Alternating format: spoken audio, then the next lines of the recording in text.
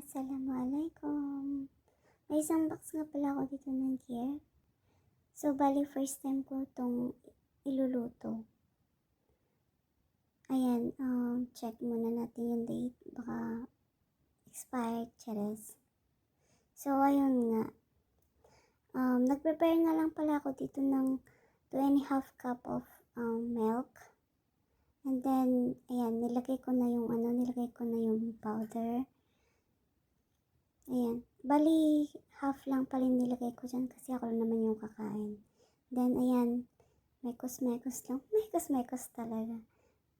Mekos-mekos mo lang. Hanggang hanggang lumapot. Lumapot yung texture niya. Ayan, pero yung mga ganyan, need pa ng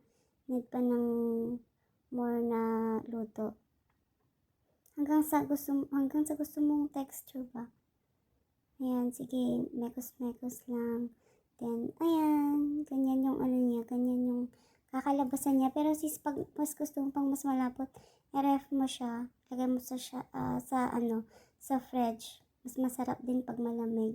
So, ayun lang, thank you.